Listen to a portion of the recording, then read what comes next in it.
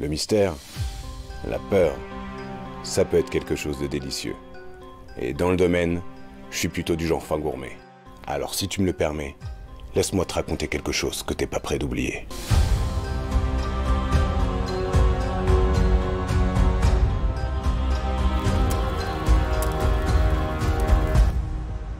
Une histoire de loup-garou, ça te parle?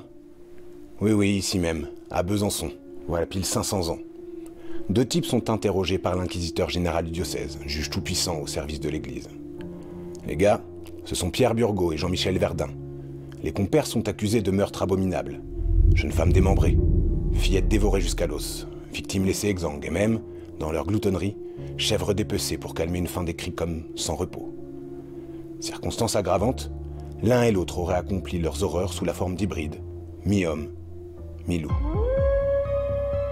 Tu t'en doutes, les interrogatoires à l'époque font pas dans l'humanitaire. Au bout de quelques heures, les deux complices passent aux aveux. Ils auraient accepté la proposition d'un étrange homme en noir, un contrat avec les ténèbres qu'ils paieront de leur vie, puisque les deux hommes sont condamnés à être brûlés vifs. Mais la malédiction ne prend pas fin avec le supplice des deux collègues. 50 ans plus tard, à quelques dizaines de kilomètres de Besançon, les cadavres mutilés recommencent à joncher les chemins. Un soir, des villageois qui montent la garde surprennent une étrange créature en train de s'attaquer à un garçonnet. Le petit ne survit pas.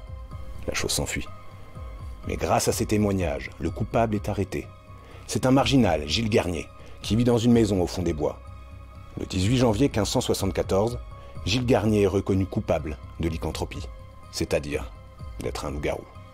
Et pour la dernière fois en France, condamné pour ce motif à la mort, sur le bûcher. De l'histoire ancienne, des rumeurs hantent encore les forêts de la Comté. Pas plus tard qu'en 2019, deux promeneuses jurent avoir rencontré la chose où Gilles Garnier sévissait quelques centaines d'années plus tôt. Le monstre serait-il de retour? Ou peut-être n'est-il jamais vraiment parti? Par pitié, faites que dans la nuit byzantine, la créature à tête de loup ne vienne pas hanter mon sommeil. Ni le tien. Alors, tu y crois cette histoire? En tout cas, tu ne pourras plus dire qu'on ne te l'a jamais racontée.